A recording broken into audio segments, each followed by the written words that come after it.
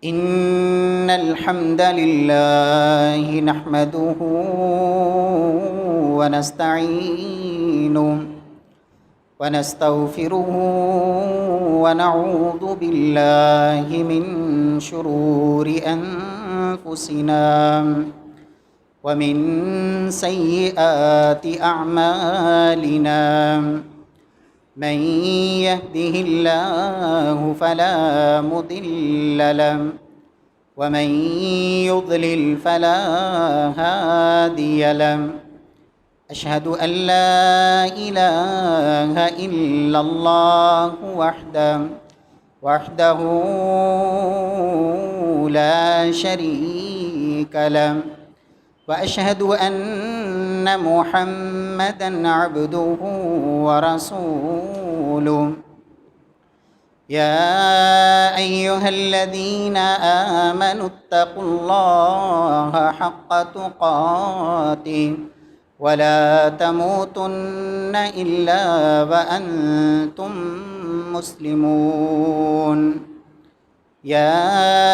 أيها الناس اتقوا ربكم الذي خلقكم من نفس واحدة وخلق منها زوجها وبث منهما رجالا كثيرا ونساء،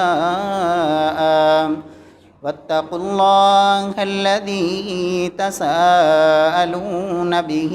والأرحام، إن الله كان عليكم رقيبا. يا أيها الذين آمنوا اتقوا الله وقولوا قولا سديدا يصلح لكم أعمالكم ويغفر لكم ذنوبكم، ومن يطع الله ورسوله فقد فاز فوزا عظيما. أما بعد فإن خير الحديث كتاب الله، وخير الهدي هدي محمد صلى الله عليه وسلم، وشر الأمور محدثاتها وكل محدثة بدعة وكل بدعة ضلالة وكل ضلالة في النار. اللهم صل على محمد وعلى آل محمد كما صليت على إبراهيم وعلى آل إبراهيم إنك حميد مجيد. اللهم بارك على محمد وعلى آل محمد كما باركت على إبراهيم وعلى آل إبراهيم إنك حميد مجيد. اللهم انفعنا بما علمتنا وعلمنا ما ينفعنا وزدنا علما. رب اشرح لي صدري ويسر لي أمري واحلل عقدة من لساني يفقه قولي. اللهم طهر قلوبنا من النفاق وأعمالنا من الرياء وألسنتنا من الكذب وأعيننا من الخيانة. أعوذ بالله السميع العليم من الشيطان الرجيم من همزه ونفخه ونفسه. بسم الله الرحمن الرحيم. ألم نجعل له عينين ولسانا وشفتين وهديناه النجدين فلاقتحم العقبة وما أدراك ما العقبة فك رقبة أو إطعام في يوم ذي مسغبة يتيما ذا مقربة أو مسكينا ذا متربة ثم كان من الذين آمنوا وتواصوا بالصبر وتواصوا بالمرحمة أولئك أصحاب الميمنة والذين كفروا بآياتنا أولئك أصحاب المشأمة عليهم نار مؤصدة.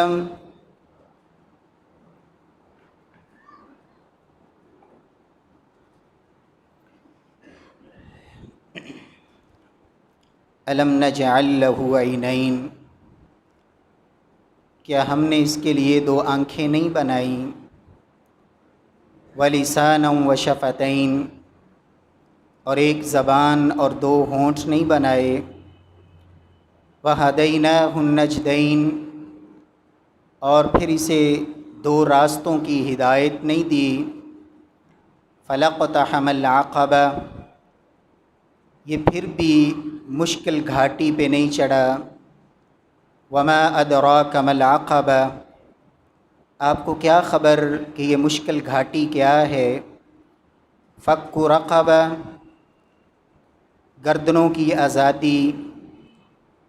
او اطعام فی یوم ذی مسغبہ،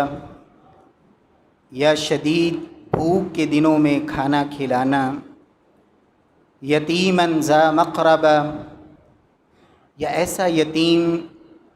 جو اس کا قریبی بھی ہو، اس کا خیال رکھنا، او مسکینا ذا متربہ، یا ایسا مسکین کہ جو خاک میں مل چکا ہے۔ ثم كان من الذين آمنوا وتواصوا بالصبر وتواصوا بالمرحمة، پھر یہ کیوں نہیں ان لوگوں میں سے ہوا جو ایمان لائے، صبر کی تلقین کی اور رحم کی تلقین کی؟ اولئک اصحاب المیمنہ، یہی وہ لوگ ہیں جن کو قیامت والے دن نامہ اعمال دائیں ہاتھ میں دیا جائے گا۔ والذین کفروا بآیاتنا اولئک اصحاب المشأمہ، وہ لوگ جنہوں نے ہماری آیات کا انکار کیا، انہیں بائیں ہاتھ میں نامہ اعمال دیا جائے گا۔ علیہم نار مؤصدہ، ان پہ ایک ایسی آگ مسلط کی جائے گی جو ہر طرف سے بند کر دی گئی ہوگی۔ معزز سامعین کرام، محترم بھائیوں، بزرگوں، دوستوں، معززات ماؤں اور بہنوں، دنیا کے اندر بسنے والے کچھ لوگ وہ ہوتے ہیں کہ جنہیں خالق ارض و سما نے مختلف نعمتوں سے نواز رکھا ہوتا ہے۔ رب العالمین نے انہیں آنکھیں بھی عطا کی ہوتی ہیں، رب العالمین نے انہیں سننے کے لیے کان، بولنے کے لیے زبان۔ اللہ کی ان نعمتوں میں اللہ سبحانہ و تعالی نے انہیں اپنا گھر بھی دیا ہوتا ہے، اللہ نے اولاد، آزادی، کھانے پینے کے لیے اللہ رب العزت نے سہولتیں، آسائشیں گھر کے اندر صبح کرتے ہیں، اس حالت میں کہ کسی چیز کا کوئی خوف نہیں، جسمانی طور پر وہ صحت مند ہیں، اپنے بیوی بچوں میں موجود ہیں۔ کچھ ایسے لوگ ہوتے ہیں جن کو اللہ نے اس طرح کی نعمتوں سے نواز رکھا ہے، لیکن معاشرے میں کچھ ایسے لوگ بھی ہوتے ہیں کہ جو یا تو پیدائشی طور پر ہی کچھ نعمتوں سے محروم ہوتے ہیں، پیدا ہوئے تو آنکھوں کی نعمتوں سے محروم، بول نہیں سکتے، دیکھ نہیں سکتے، سن نہیں سکتے، کچھ معذور پیدا ہوتے ہیں، اور بعض دفعہ ایسا بھی ہوتا ہے کہ اللہ نے نعمت دی ہوتی ہے لیکن بسا اوقات اللہ وہ نعمت دے کے واپس لے لیتے ہیں۔ اپنے گھر میں تھے، اپنے بچوں میں تھے، اپنے جانوروں اور اپنے مال مویشی اور اپنی زراعت، آزادی اور خوشحالی کی زندگی جی رہے تھے کہ چند لمحوں کے اندر ایحسب ان لن یقدر علیہ احد، انسان یہ سمجھتا ہے کہ میرے اوپر شاید کسی کی کوئی قدرت اور طاقت نہیں، وہ اس ذات کو بھول بیٹھتا ہے جو چند لمحوں کے اندر زمین کو ایک معمولی سا جھٹکا دے اور بڑے بڑے محلات کو زمین بوس کر دے۔ وہ پانی کا چند قطرات جس کے لیے بسا اوقات انسان ترس رہا ہوتا ہے، وہی پانی اس قدر ہولناک اور خوفناک بن جائے کہ گاؤں کے گاؤں صفائے ہستی سے مٹ جائیں۔ میرے پیارے بھائیوں، کچھ ایسے لوگ بھی ہوتے ہیں جو نعمتوں سے محروم ہوتے ہیں، نعمتیں ملی نہیں یا ملی تھیں اللہ نے لے لیں۔ اب یہاں ان لوگوں کی ذمہ داری یہ بنتی ہے کہ جن کے پاس یہ نعمتیں موجود ہوں، اللہ نے ان کو ان نعمتوں سے نواز رکھا ہو، اللہ سبحانہ و تعالی کی ان نعمتوں کی قدر یہ ہے، ان نعمتوں کا شکر یہ ہے، اپنے رب کی پہچان یہ ہے۔ وفی اموالہم حق للسائل والمحروم ومما رزقناہم ينفقون، یہ مت بھولیں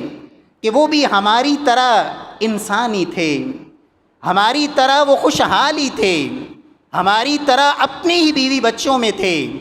اپنی ہی گھروں کے اندر آرام اور سکون کی نیند سوتے تھے۔ جب آزمائش ان پہ آ سکتی ہے تو یہ نعمت میرے پاس بھی ممکن ہے سدا بہار نہ ہو،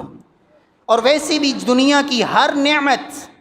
وہ عارضی اور فانی ہے، ابدی نعمتیں تو رب العالمین نے جنت میں رکھی ہیں۔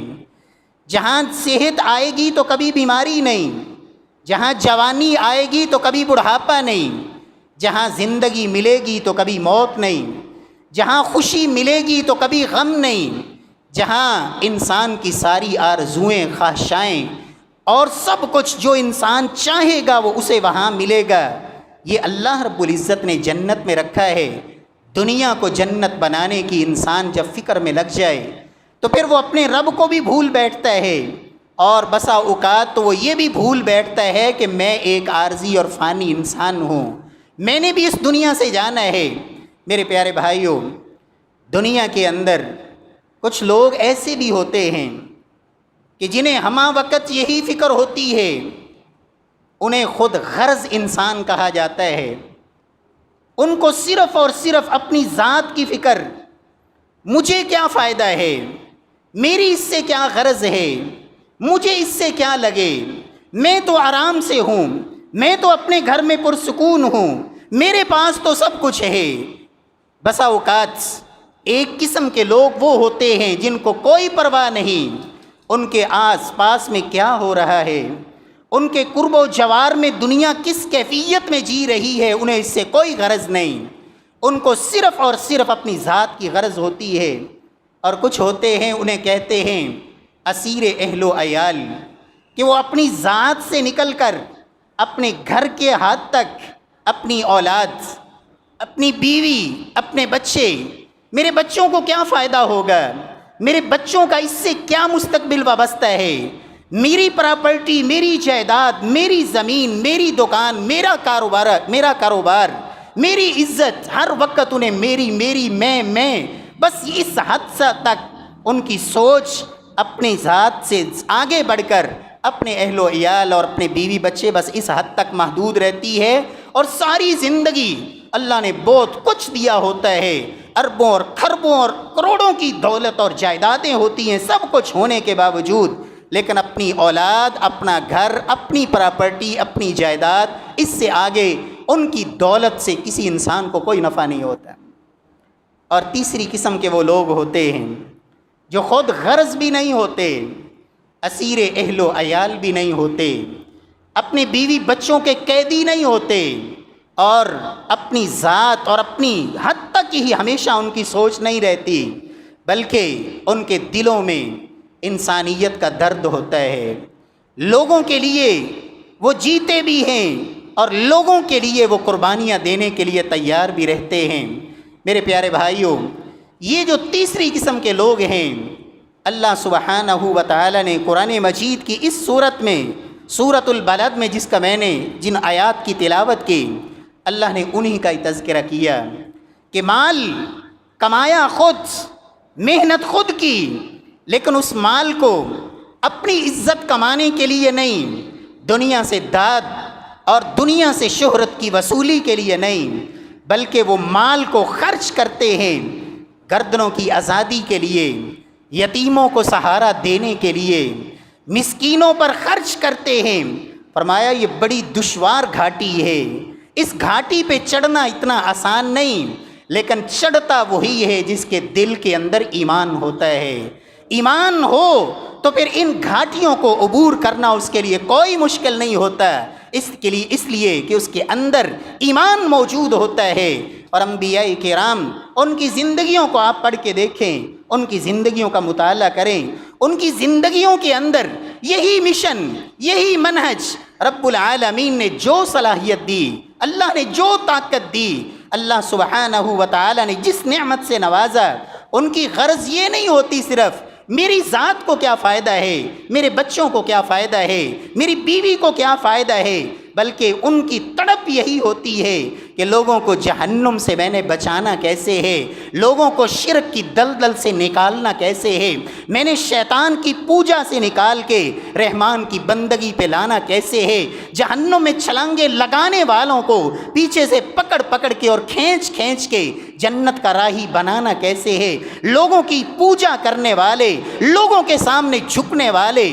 ان کو رحمان کے سامنے میں نے جھکانا کیسے ہے، تڑپ یہی ہوتی ہے۔ امام ابن قیم رحمۃ اللہ علیہ ایسے لوگوں کی 5 قسمیں ذکر کرتے ہیں، فرماتے ہیں جن لوگوں کے اندر یہ تڑپ ہو، میں نے لوگوں کے کام آنا ہے،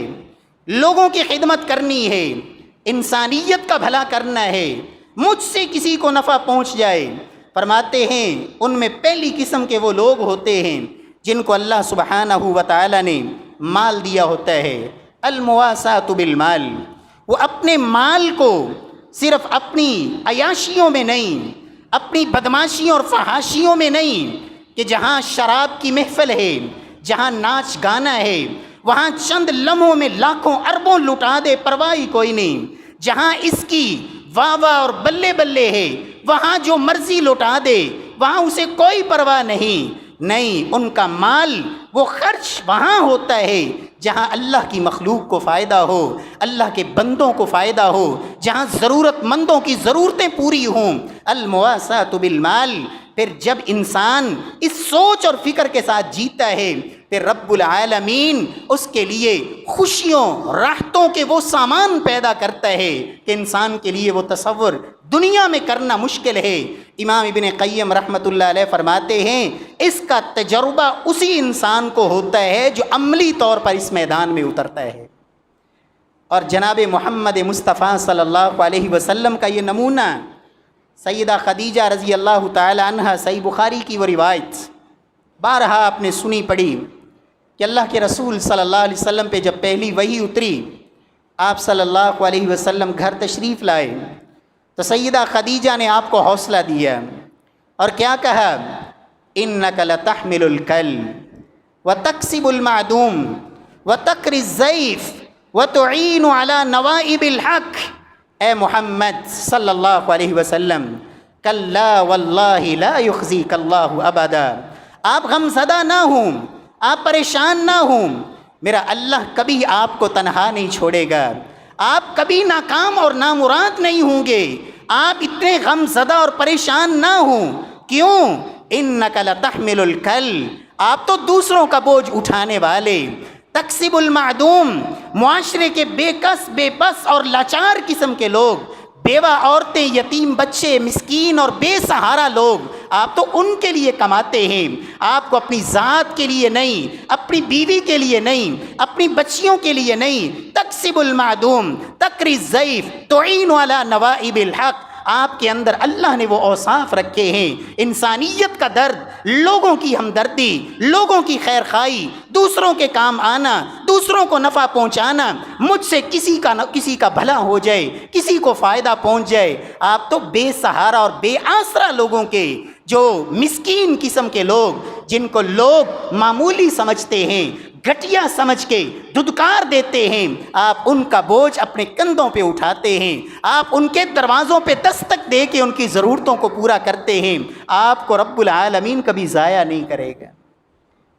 اور میں نے عرض کیا کہ یہ توفیق اللہ اسی کو دیتے ہیں جس کے دل میں جتنا زیادہ ایمان ہوتا ہے، اسی قدر وہ آگے بڑھ کے یہ کام سر انجام دیتا ہے۔ یہ اللہ کے نبی کے 5 وصف جو سیدہ خدیجہ نے بیان کیے، صحیح بخاری میں بعین ہی یہ 5 وصف جناب محمد مصطفیٰ صلی اللہ علیہ وسلم کے یار غار سیدنا ابو بکر صدیق کے لیے ابن الدغینہ نے بیان کیے۔ جب ابو بکر مکہ چھوڑ کے جا رہے تھے، کہا ابو بکر میں کافر ہوں، تیرا مذہب اور میرا مذہب ایک نہیں، لیکن تجھ میں جو خوبیاں ہیں ایسا انسان اسے کبھی یہاں سے نہیں جانا چاہیے۔ میں آپ کو پناہ بھی دیتا ہوں، آپ کے لیے سہارا بھی بنتا ہوں۔ ابو بکر اس امت میں جناب محمد مصطفیٰ کے بعد سب سے افضل انسان ابو بکر صدیق رضی اللہ تعالی عنہ، اور جذبہ یہی تھا، اے اللہ کے رسول صلی اللہ علیہ وسلم، ابو بکر کا مال اور ابو بکر کا سب کچھ یہ آپ کے لیے ہے، آپ جہاں چاہیں خرچ کریں۔ اور سیدہ خدیجہ نے بھی محمد مصطفیٰ صلی اللہ علیہ وسلم کو اپنا مال پیش کیا تھا اس دین کی آبیاری کے لیے۔ اور اللہ کے رسول صلی اللہ علیہ وسلم اللہ نے بڑی ازواج مطہرات سے نوازا، صدیقہ کائنات جیسی بھی تھیں، لیکن پوری زندگی نہیں بھولے تو خدیجۃ الکبریٰ کو نہیں بھولے۔ اور اگر کسی صحابی کے بارے میں آپ نے کہا اگر میں نے سب کے احسانوں کا بدلہ چکا دیا ہے تو چکا دیا ہے، اگر نہیں چکا سکا تو صدیق اکبر کے بدلہ نہیں چکا سکا، اس کا بدلہ میرا خالق ارض و سما ہی دے گا۔ وصف کیا ہے، خوبی کیا ہے؟ اپنے بچوں کی کوئی پرواہ نہیں، اہل خانہ کی ہی نہیں۔ ہاں، اس کا مطلب یہ قطعاً کوئی مت سمجھے کہ اہل خانہ کے لیے محنت کرنا، ان پہ خرچ کرنا یہ نیکی نہیں ہے، لیکن ان کی عیاشیوں کے لیے اور ان کی خواہشات کو پورا کرنے کے لیے زندگی بھر انسان اپنی سوچ کو اس کے ارد گرد گھماتا رہے، یہ کوئی انسانیت نہیں، اور نہ ہی اللہ کے بندوں کا یہ شیوا ہوتا ہے۔ امام ابن قیم رحمۃ اللہ علیہ فرماتے ہیں دوسری قسم کے وہ لوگ ہوتے ہیں جن کو اللہ نے مال تو اگرچہ نہیں دیا، لیکن ان کے پاس عہدہ ہوتا ہے، کوئی اللہ نے ان کو عہدہ سونپ دیا، وہ اپنے اس عہدے کو بھی صرف اپنی ذات کے لیے نہیں،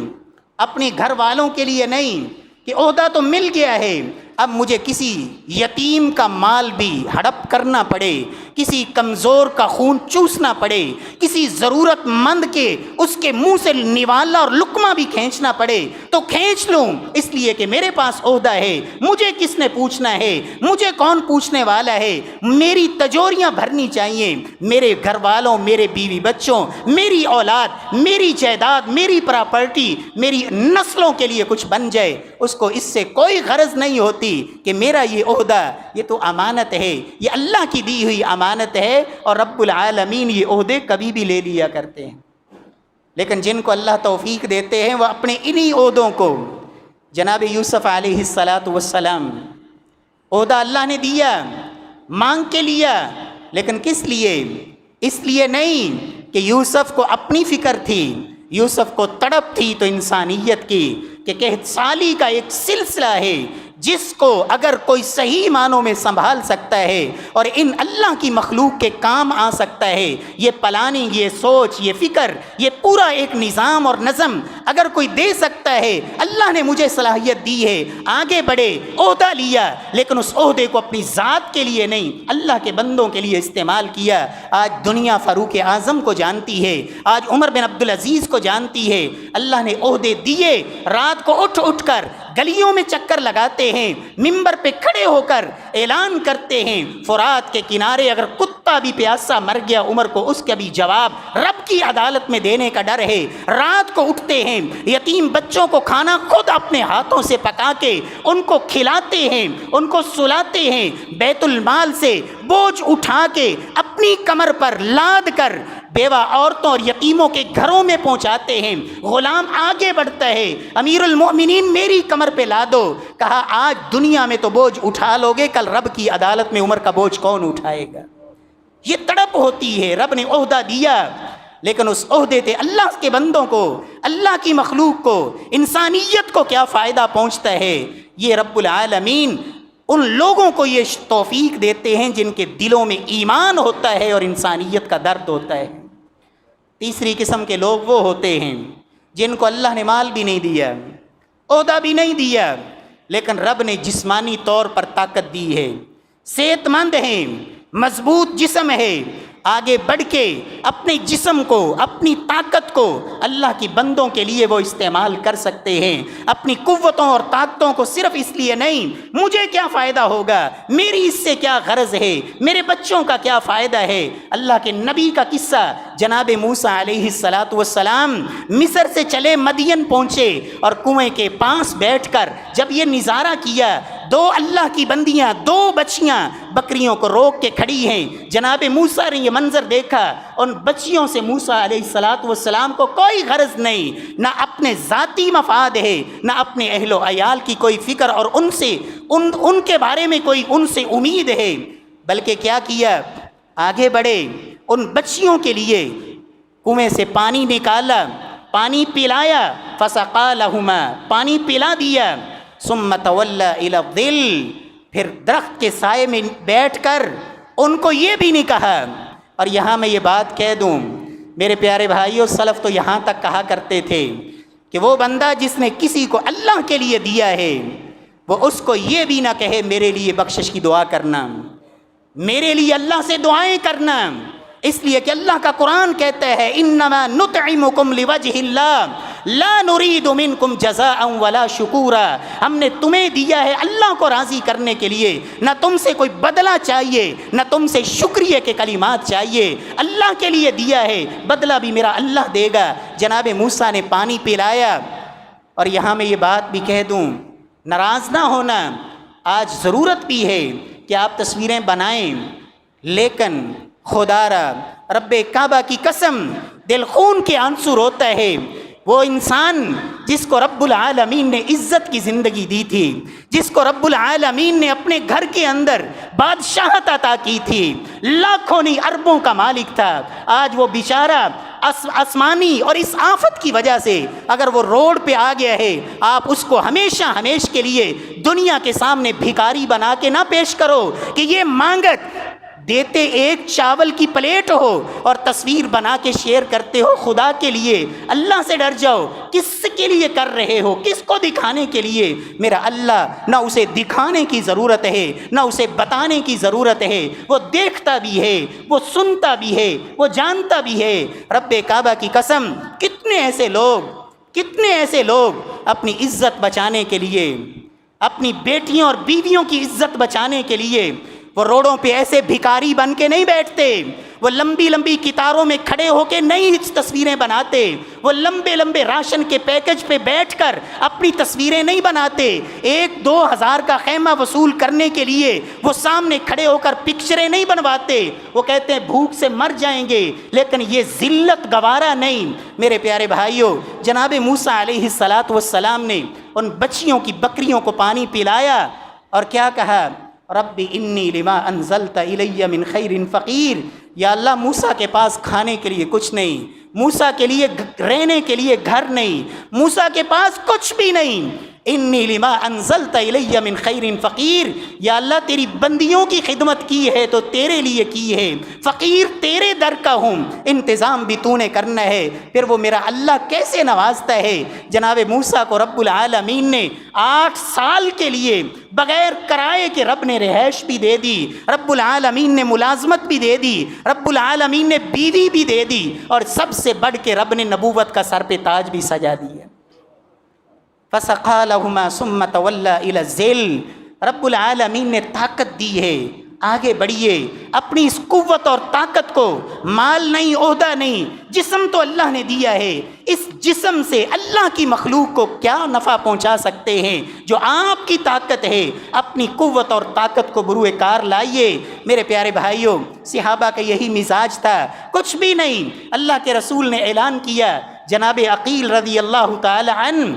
مالدار صحابہ میں نام نہیں، کچھ بھی نہیں، گھر میں کھانے کے لیے کچھ نہیں، ساری رات ایک یہودی کے باغ میں گئے، ساری رات ڈول کھینچ کھینچ کے اس کے باغ کو پانی پلایا، صبح ایک مٹھی کھجوریں ملی، لا کے محمد مصطفیٰ کے قدموں میں ڈھیر کر دی۔ منافقوں نے تانا دیا، اس مٹھی کھجور سے کہاں تبوک فتح ہوگا؟ میرے رب نے کہا تم اسے ایک مٹھی سمجھ رہے ہو، جس رب کے لیے دیا ہے وہ ایک کھجور کو پہاڑ کے برابر بنا دیتا ہے۔ اللہ تو دلوں کی تڑپ دیکھتا ہے، دلوں کے جذبے دیکھتا ہے اور دل میں ایمان دیکھتا ہے۔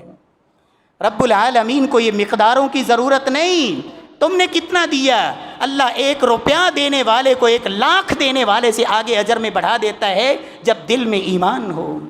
دیا اللہ کی رضا کے لیے ہو اور شوق، جذبے اور تڑپ سے دیا ہو۔ رب العالمین توفیق نصیب فرمائے۔ امام ابن قیم رحمہ اللہ فرماتے ہیں المواساۃ بالنصیحۃ والارشاد، چوتھی قسم کے وہ لوگ ہوتے ہیں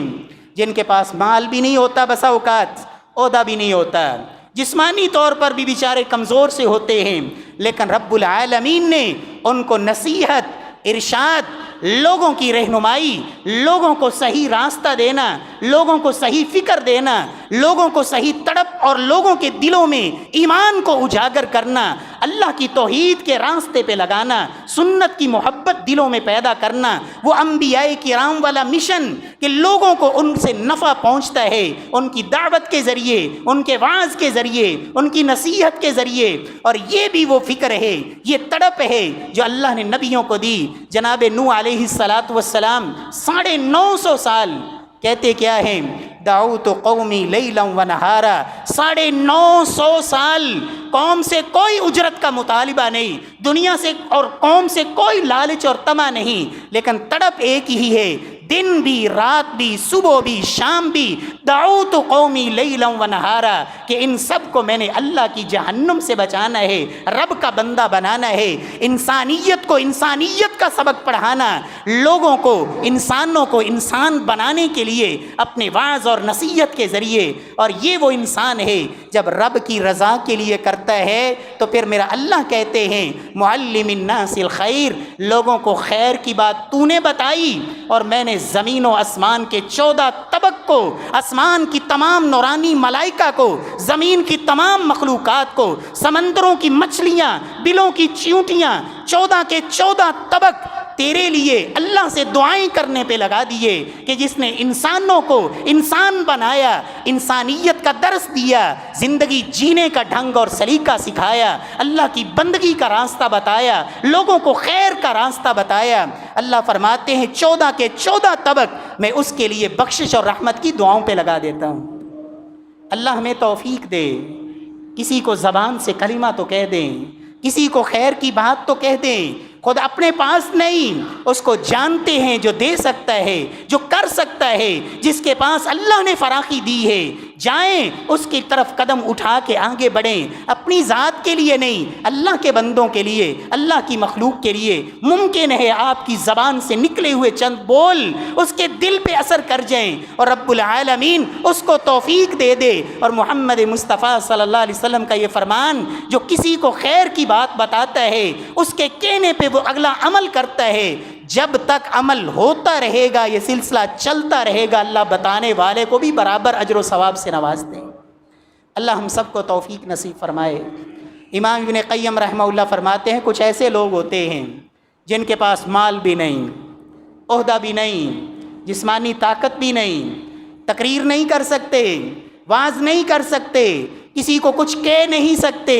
فرماتے ہیں بس دعا ہی واستغفار لہم، ایک کام وہ بھی کر سکتے ہیں، اللہ کے سامنے بیٹھ کر اپنے ان مجبور بھائیوں کے لیے، ضرورت مندوں کے لیے، مصیبت میں گھرے ہوئوں کے لیے، آزمائشوں میں اور غموں اور پریشانیوں میں مبتلا لوگوں کے لیے اللہ کے حضور بیٹھ کر ان کے لیے دعائیں تو کر سکتے ہیں، بالدعاء واستغفار لہم، ان کے لیے دعائیں کرتے ہیں، اللہ ان کو معاف فرما دے، اللہ ہمیں بھی معاف فرما دے۔ اور اللہ کے رسول نے اپنے صحابہ سے کہا تھا، میرے صحابہ لعلکم تنصرون وترزقون بضعفائکم، یاد رکھو اللہ جو تمہیں رزق دے رہا ہے، اللہ جو تمہاری میدان جہاد میں مدد کرتا ہے، بسا اوقات یہ ہوتی ہی ان لوگوں کی دعاؤں کی وجہ سے ہے جو پیچھے بیٹھ کے تمہارے لیے دعائیں کرتے۔ اور اللہ کے رسول کی یہی تعلیم تھی کہ میرے صحابہ جب اول النہار میں میدان کے اندر اترو، لڑائی نہ ہو تو پھر جب دن چڑھ جائے پھر لڑائی نہ کرو، انتظار کرو،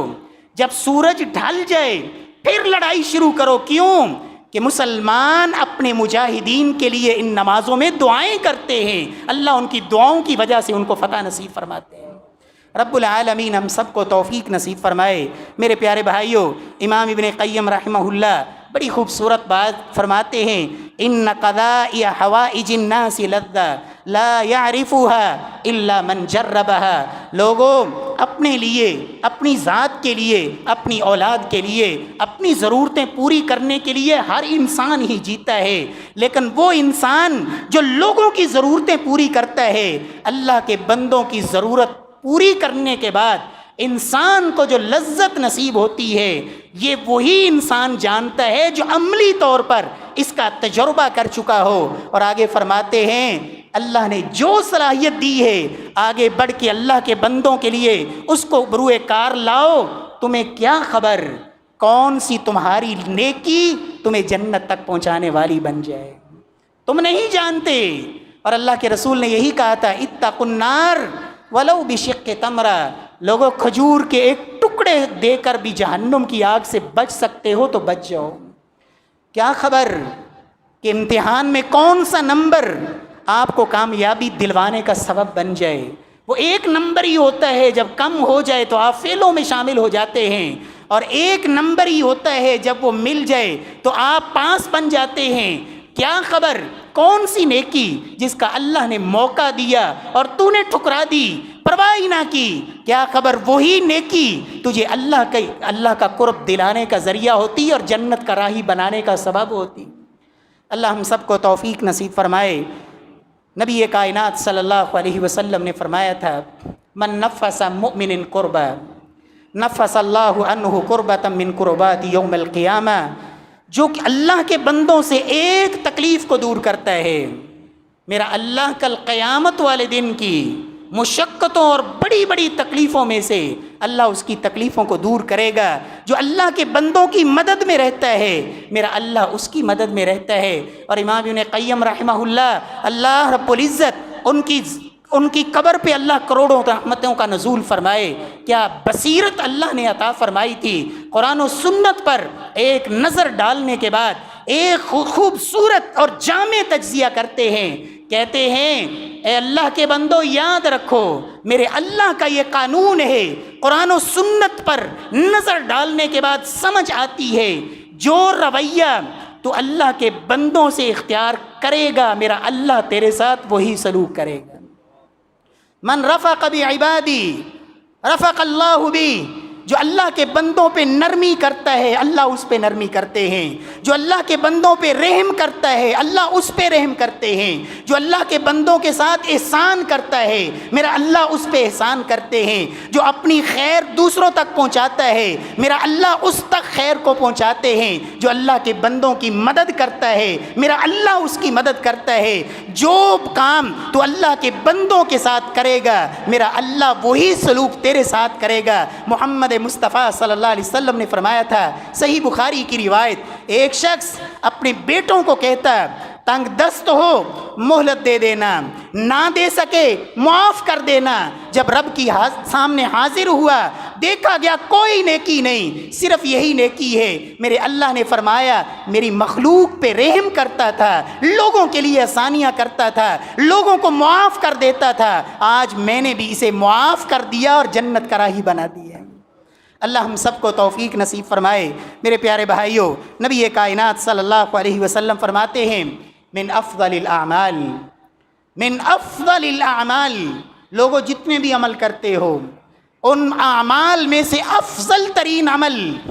ادخال السرور فی قلب مسلم. آپ کوئی ایسا کام کرو، آپ کوئی ایسا جملہ بولو، آپ کوئی ایسا قدم اٹھاؤ، آپ کوئی ایسا کام کرو جس سے کسی مسلمان کے دل میں اللہ خوشی پیدا کر دے. فرمایا تمہارا یہ عمل افضل ترین اعمال میں سے ہوگا جس سے کسی مسلمان کے چہرے پہ مسکراہٹ آ جائے، کسی آنکھ میں بہنے والا آنسو رک جائے اور اللہ اس کو چند لمحوں کے لیے خوشی دے دے. فرمایا یہ تمہارے افضل ترین اعمال میں سے ہے. رسول اللہ صلی اللہ علیہ وسلم فرماتے ہیں لَأَنْ أَمْشِيَ مَعَ أَخِي الْمُسْلِمِ فِي حَاجَتِهِ احب الی من ان اعتکف فی هذا المسجد شہرا. محمد مصطفیٰ صلی اللہ علیہ وسلم فرماتے ہیں کہ لوگوں میں کسی مسلمان کے ساتھ چلوں چند قدم اور جا کے اس کی ضرورت پوری کروا دوں. فرمایا مجھے یہ کام زیادہ محبوب ہے اس بات سے کہ میں مسجد نبوی میں 1 مہینہ اعتکاف بیٹھ جاؤں. 1 مہینہ اعتکاف مسجد نبوی میں. محمد مصطفیٰ صلی اللہ علیہ وسلم فرما رہے ہیں جہاں ایک نماز عام مساجد میں 1000 نماز سے بہتر، جہاں ریاض الجنہ جنت کا ٹکڑا روضۃ من ریاض الجنہ. اللہ کے محبوب فرماتے ہیں اس مسجد کے اندر 1 مہینہ اعتکاف کا مطلب یہ ہے کہ 1 مہینہ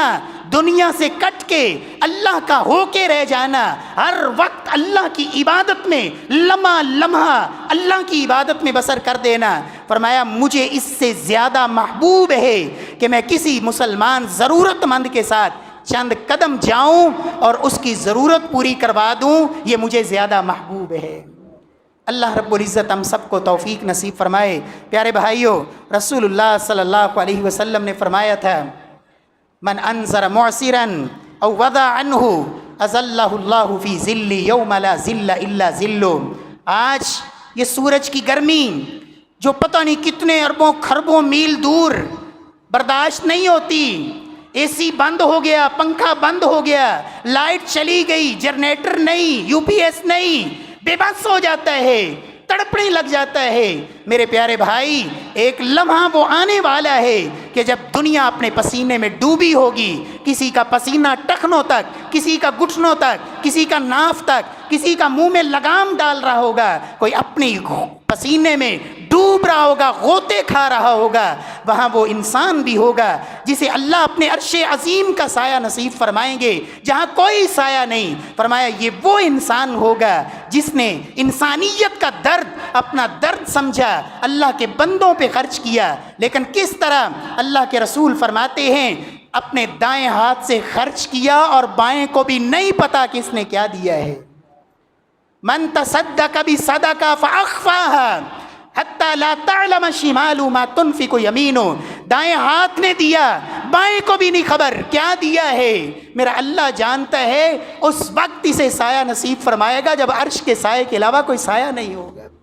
اللہ ہم سب کو توفیق نصیب فرمائے. میرے پیارے بھائیوں، رب کعبہ کی قسم، سلف اپنی نیکیوں کو چھپایا کرتے تھے. نیکی کر کے وہ چھپاتے، کسی کو پتہ نہ چلے. آج اللہ سبحانہ و تعالی ہماری حالت پہ رحم فرمائے. اللہ کے عذاب ایسے نہیں آتے، اللہ کی گرفت ایسے نہیں آتی. وہ نیکیاں کر کے چھپاتے تھے اور ہم، اللہ اکبر، ایک ریا کا درجہ تو یہ ہوتا ہے نا کہ انسان نے نیکی کی نہیں اور نیکی کرے اور دکھلاوے کے لیے، اور ایک درجہ یہ بھی ہوتا ہے کہ نیکی کی نہیں، نیکی دکھائے، اور تیسرا درجہ یہ ہوتا ہے کہ کرتا گناہ ہے دکھاتا نیکی ہے، کرتا گناہ ہے دکھاتا نیکی ہے. آج ہم تو اس درجے پہ کھڑے ہیں، لوگوں سے لوٹ مار اور چھینا جھپٹی، اور اس دور میں بھی جب انسانیت اس حالت میں ہے، معصوم بچے گھاس کھانے پہ مجبور. وہ نوجوان اللہ اکبر جن کی جوانیاں اپنے آپ کو کیا سمجھتے تھے، وہ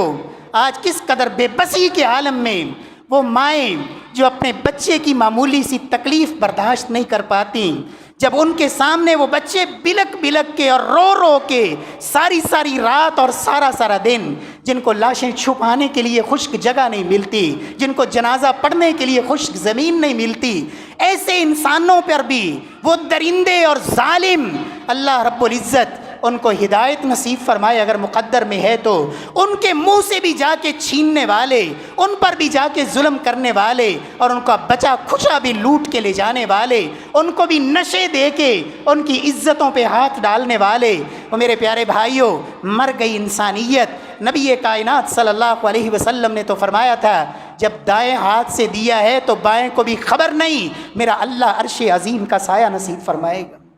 رب العالمین ہم سب کو توفیق دے، اور سب سے مشکل مرحلہ جب پل صراط کو کراس کرنا ہوگا، اللہ کے رسول فرماتے ہیں من مشى مع اخیہ فی حاجتی، جو بندہ دنیا میں چلتا ہے کس لیے؟ اپنی ذات کے لیے تو ہمیشہ چلتا ہے، اپنے بچوں بیوی کے لیے گھر والوں کے لیے تو بھاگ بھاگ کے جاتا ہے۔ فرمایا جو چلا اللہ کی زمین پہ اللہ کے بندوں کے لیے چند قدم، قیامت والے دن جل پل صراط پہ قدم ڈگمگا رہے ہوں گے،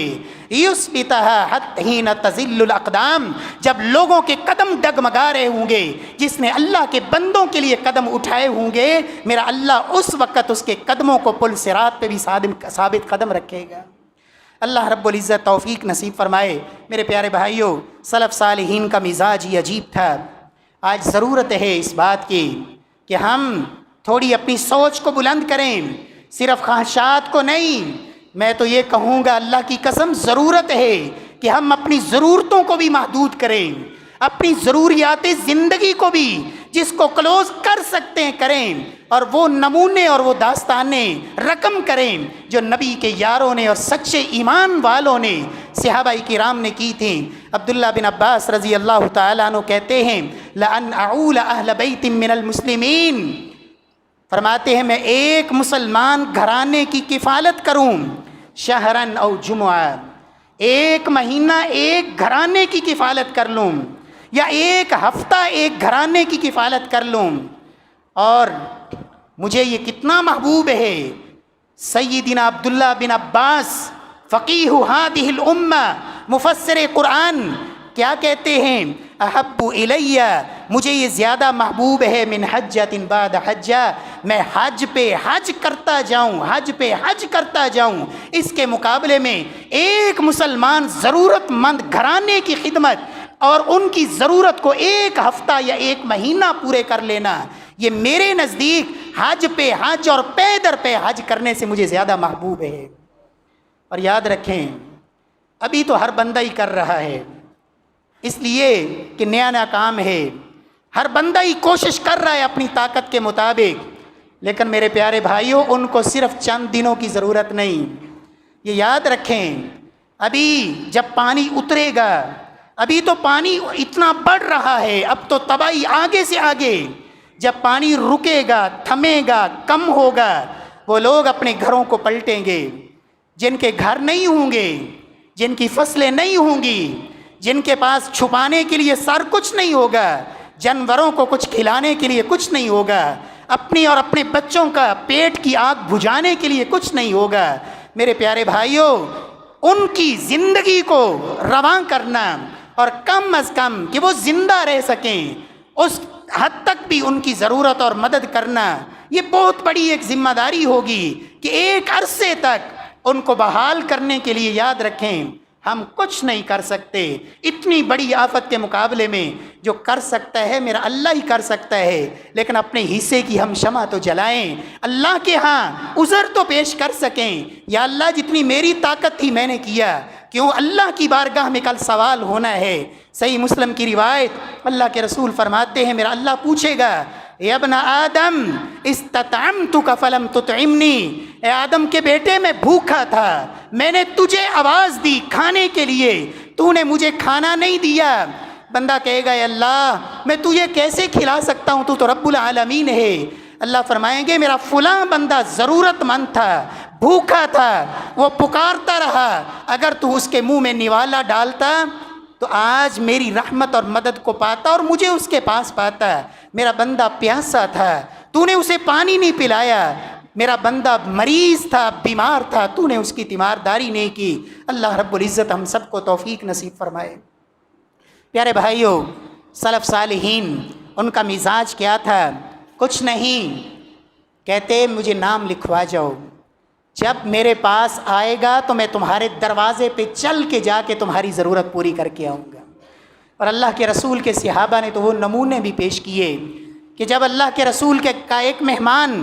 مسجد میں آیا، ضرورت مند تھا، آپ نے اپنے گھر میں پیغام بھجوایا، ام المؤمنین کی طرف سے جواب آیا کہ اے محمد مصطفیٰ صلی اللہ علیہ وسلم، آپ کے گھر میں سوائے پانی کے اور کچھ نہیں ہے۔ اللہ کے رسول فرماتے ہیں میرے صحابہ، کون ہے جو اس مہمان کی مہمان نوازی کرے؟ ایک انصاری صحابی اسے گھر لے گئے، بیوی سے جا کے کہا اللہ کی بندی کچھ ہے؟ کہا سوائے رات کا بچوں کا کھانا، اس کے علاوہ گھر میں کچھ نہیں۔ کہا پھر آج ایک نیکی کرنی ہے، اللہ کے رسول کا مہمان ہے، آج میں بھی بھوکا، تو بھی بھوکی، ہمارے بچے بھی بھوکے، سب بھوکے سوئیں گے، لیکن اللہ اور اس کے رسول کا مہمان آج کھائے گا۔ طریقہ یہ ہوگا جب کھانے کے لیے بیٹھیں تو کھڑے ہونا، قومی فاطفی السراج، اٹھنا اور آہستہ سے چراغ بجھا دینا، ہم ساتھ بیٹھیں گے، احساس دلائیں گے کہ کھا رہے ہیں، کھائیں گے نہیں، کس لیے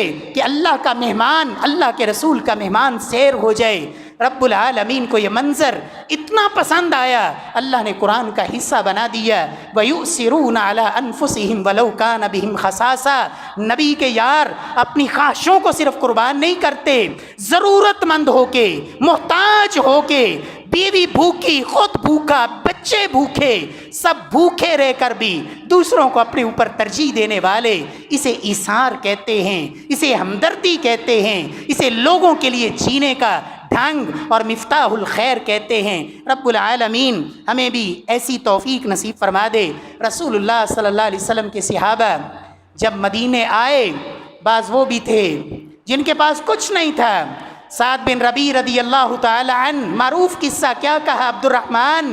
میرے بھائی ہو، اور انصار جانتے ہیں مجھ سے بڑھ کے اس وقت انصار میں مالدار کوئی نہیں، سب سے امیر ترین گھرانہ سعد بن ربیع کا۔ کہا عبد الرحمن جتنی جائیداد ہے 2 حصوں میں تقسیم کرتا ہوں، آدھی کے تم مالک، آدھی کا میں مالک۔ 2 بیویاں ہیں، دیکھ لو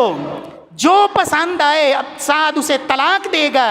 عدت گزرنے کے بعد اس سے شادی کر لینا۔ میرے پیارے بھائیوں، اسے ایثار کہتے ہیں۔ میں اور آپ، اللہ نے بہت دیا ہے، سب کچھ دیا ہے، چند درہم دے کر، چند دینار دے کر، چند ٹکے دے کر، چند روپے دے کر، ایک آدھی چادر دے کر، ایک آدھا خیمہ دے کر، بڑے آرام سے بیٹھے ہیں، میں نے اپنے حصے کا حق ادا کر دیا۔ میرے پیارے بھائی، وقت گزر جائے گا لیکن میرا اللہ بھی دیکھ رہا ہے میں نے اور آپ نے اس موقع پر کیا کیا، میرے اور آپ کے اندر تڑپ اور جذبہ کتنا تھا، ہمت کیا تھی۔ اور اگر کچھ بھی نہ ہو، نیت ہی کھری ہو، میرا اللہ کھری نیت پہ بھی سب کچھ نواز دیتا ہے، لیکن نیت تو کھری ہونی چاہیے، کوشش اور تڑپ تو ہو۔ رب العالمین توفیق نصیب فرمائے، اور خالق ارض و سما ہمارے ان مصیبت میں گھرے ہوئے بھائیوں کا حامی و ناصر ہو۔ اللہ ان کی حفاظتیں فرمائے، اللہ ان کی عزتوں کی حفاظتیں فرمائے، ان کی اولادوں کی حفاظتیں فرمائے، ان کے مالوں کی حفاظتیں فرمائے۔ اللہ ان کے جو فوت ہو گئے ان کو شہادت کے رتبے نصیب فرمائے، اللہ ان کی بخشش اور مغفرت فرمائے، اور خالق ارض و سما ہم سب کو معاف فرما دے، ہماری اولادوں کو معاف فرما دے، ہمارے والدین کو معاف فرما دے۔ ربنا تقبل منا انك انت السميع العليم، سبحان ربك رب العزة عما يصفون، وسلام على المرسلين، والحمد لله۔